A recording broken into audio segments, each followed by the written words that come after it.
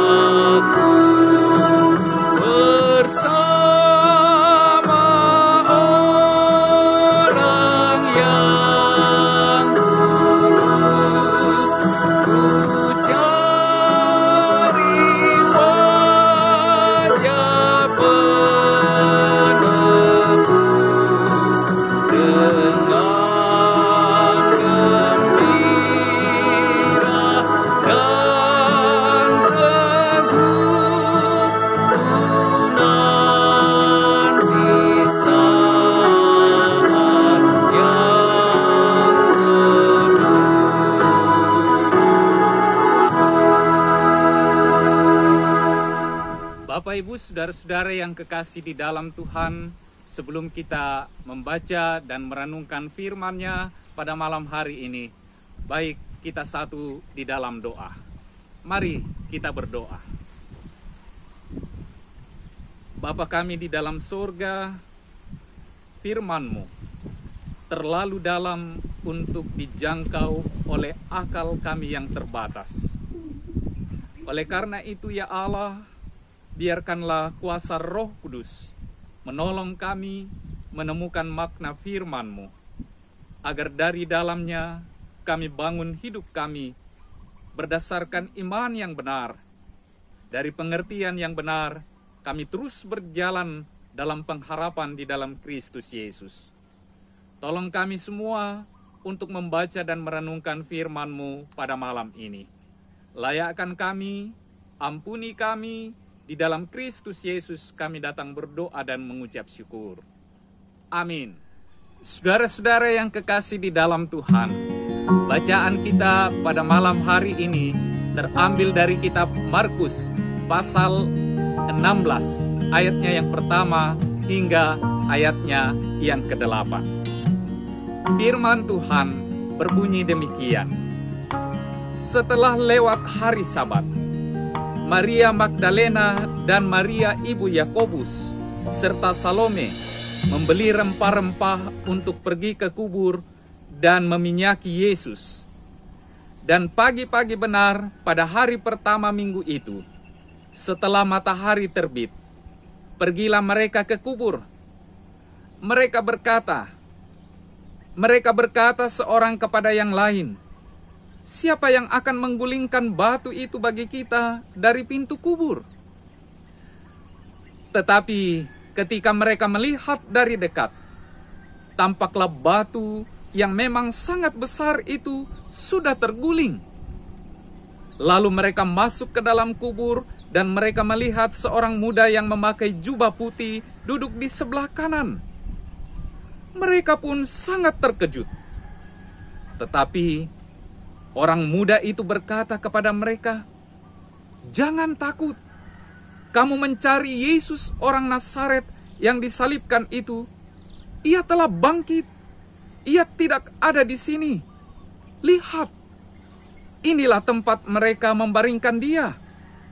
Tetapi sekarang pergilah, katakanlah kepada murid-muridnya dan kepada Petrus, ia mendahului kamu ke Galilea. Di sana kamu akan melihat dia, seperti yang sudah dikatakannya kepada kamu." Lalu mereka keluar dan lari meninggalkan kubur itu, sebab gentar dan dahsyat menimpa mereka.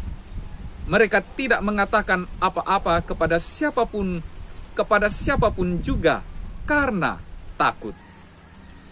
Demikian pembacaan firman Tuhan pada malam hari ini. Berbahagialah kita semua yang senantiasa merindukan, membaca, merenungkan, dan melakukan firman-Nya dalam kehidupan ini. Tuhan memberkati firman-Nya dan memberkati kita semua. Amin. Bapak, Ibu, saudara-saudara yang kekasih di dalam Tuhan, tema kita pada malam hari ini adalah hadapilah. Tingayoi, siulu.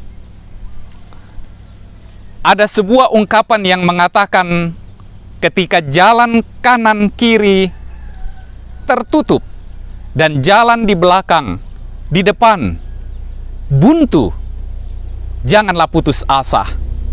Masih ada satu arah yang tidak akan terhalangi. Pandanglah ke atas, carilah Tuhan. Dia ada dan begitu dekat dengan kita. Dia ada di hati kita. Dia ada di mulut kita. Seperti kata sebuah syair lagu, dia hanya sejauh doa. Sangat menguatkan, bukan? Karena itu, sesungguhnya selalu ada jalan, bahkan dalam kemustahilan yang kita pikirkan. Suatu hari, ada seorang perwira muda berniat bunuh diri. Sebelum melakukan niatnya, ia minum hingga mabuk, lalu tertidur dengan kepala tertelungkup di atas meja. Di atas meja itu, tepat di samping kepalanya, ada secari kertas yang bertuliskan, "Siapakah yang rela membayar utang saya?" Kaisar yang biasa menyamar dan bergaul dengan rakyatnya, pada saat itu kebetulan melewati tenda di mana perwira tersebut berada. Dia langsung mengambil pena dan menuliskan di atas kertas tadi, "Alexander." Setelah itu sang kaisar segera berlalu. Tidak lama kemudian perwira tersebut terbangun dan hendak mengakhiri hidupnya. Tiba-tiba ia tersentak membaca sebuah tulisan nama Alexander. Ia kenal betul. Ini tulisan dan tanda tangan kaisar. Akhirnya ia mengurungkan niatnya untuk mengakhiri hidupnya. Tentu kita dapat merasakan betapa lega hati perwira itu. Ia dapat menarik napas panjang sebagai ekspresi lepasnya beban di pundaknya. terangkatnya batu besar yang menutupi kehidupannya. Saudara-saudaraku, apakah saudara pernah mengalami hal serupa? Atau mungkin sekarang kita sedang mengalaminya? Mungkin persoalan keuangan dalam keluarga, atau rusaknya hubungan antara suami dan istri, orang tua, anak, atau soal sakit penyakit yang terus menggerogoti tubuh kita yang tak kunjung sembuh-sembuh, atau persoalan lainnya yang seakan-akan menindih kita, menutupi pandangan untuk mencari jalan keluar. Kita merasa tidak dapat berbuat apa-apa lagi. Jika itu yang sedang kita alami, maka yang dibutuhkan ialah percaya. Percaya dengan sepenuh hati, bahkan percaya dengan kekuatan yang ada dalam diri kita. Menghadapinya, berserah bersama dengan Tuhan. Kita yakin Tuhan tidak akan berdiam diri. Kita yakin jika kita mendekat kepadanya, menghadapi dengan kekuatan iman, kita percaya Tuhan bersama dengan kita. Saudaraku, sebelum kita melanjutkan renungan kita pada malam ini, mari kita mendengarkan sebuah lagu.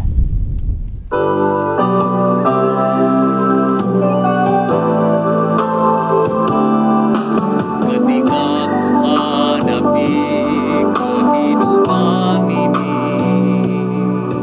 jalan mana yang harus ku pilih? Ku tahu ku tak sanggup, ku tahu ku tak mampu. Hanya Kau Tuhan tempat jawabanku.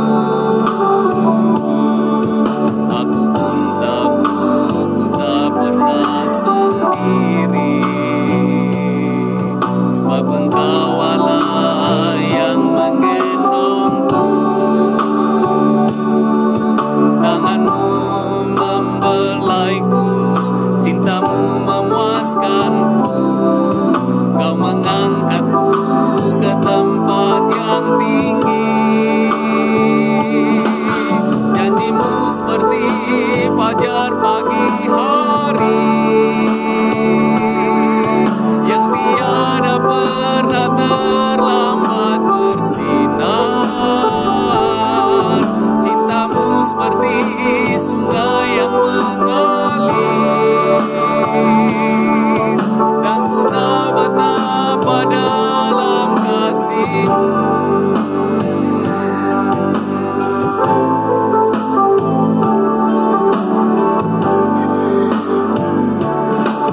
Janji-Mu seperti fajar pagi hari, yang tiada pernah terlambat bersinar. Cinta-Mu seperti sungai yang mengalir, dan ku tak betapa dalam kasih-Mu.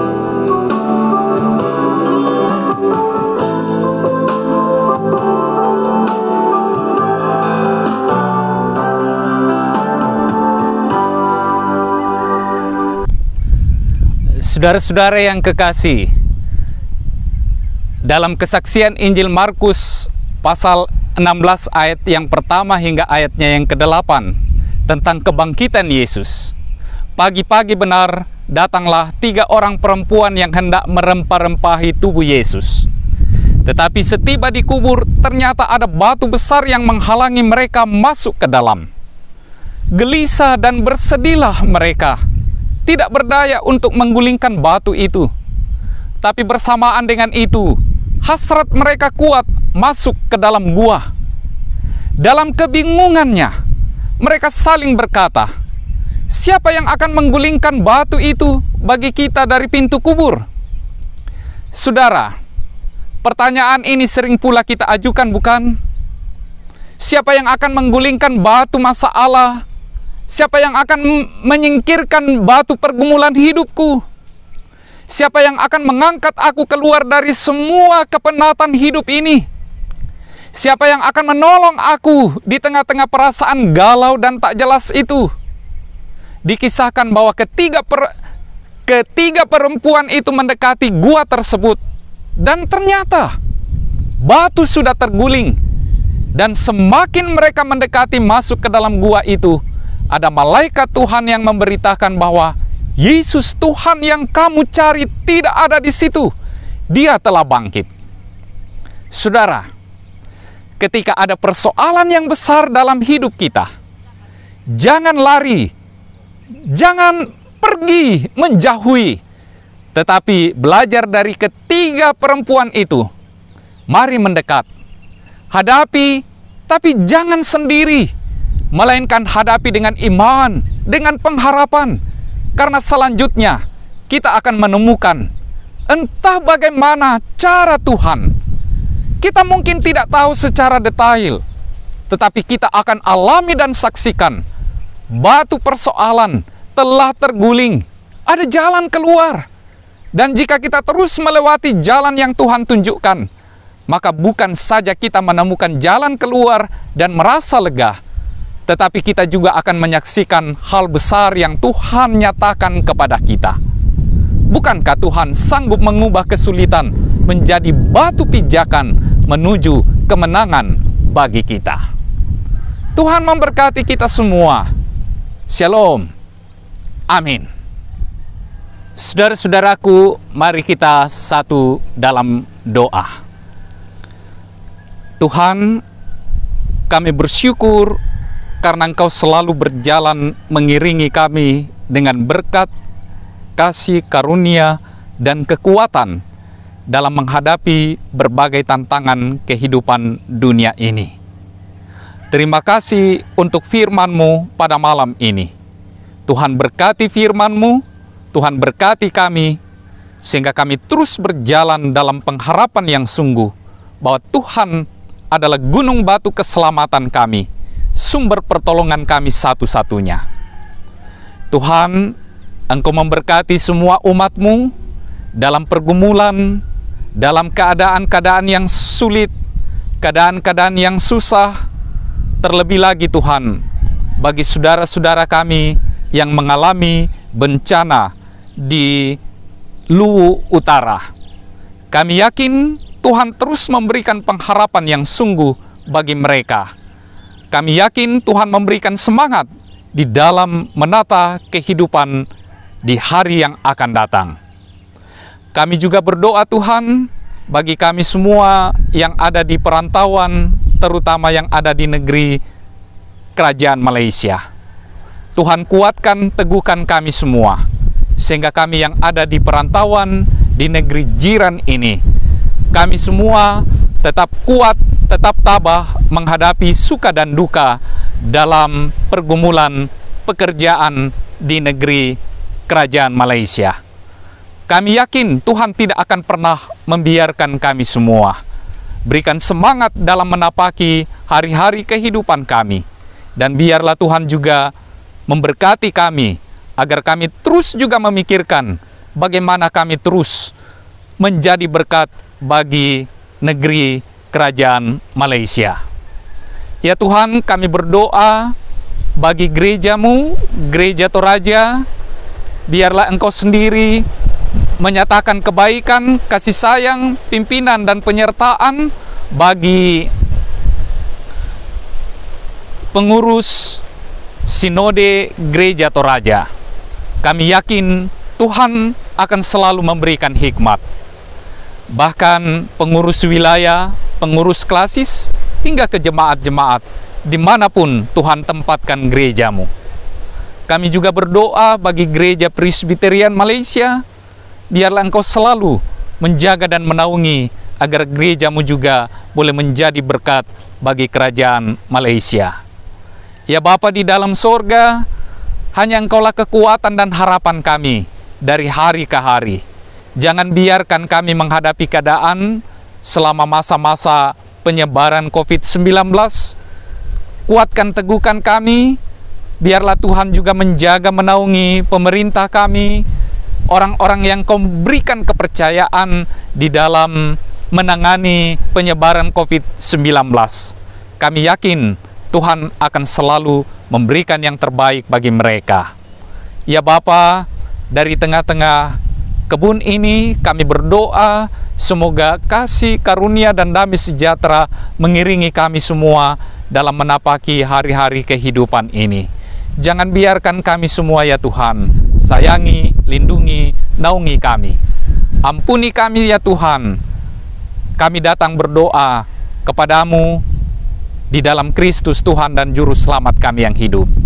Amin. Bapak Ibu saudara-saudara yang kekasih di dalam Tuhan, dengan demikian berakhir sudah pertemuan kita dalam saat teduh malam dari Badan Pekerja Sinode Gereja Toraja Wilayah 4. Saya Engkel mengucapkan banyak terima kasih atas kepercayaan dalam membawakan renungan pada malam hari ini. Saya atas nama Majelis Gereja Toraja yang ada di Malaysia, yang ada di Kuala Lumpur, yang ada di Kota Kinabalu, yang ada di Sandakan, yang ada di Kiningau, mengucapkan shalom, selamat malam, salam sehat bagi kita semua.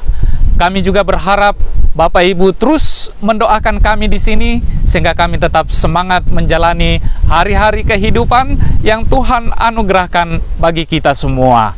Terus support kami, dukung kami dalam segala hal dalam memberitakan Injil bagi semua bangsa, terutama bagi saudara-saudara kita yang ada di perantauan. Bapak Ibu saudara-saudara yang kekasih, dengan demikian berakhir sudah pertemuan kita pada malam hari ini. Sebuah lagu, Ku Ingin Dekat Padamu.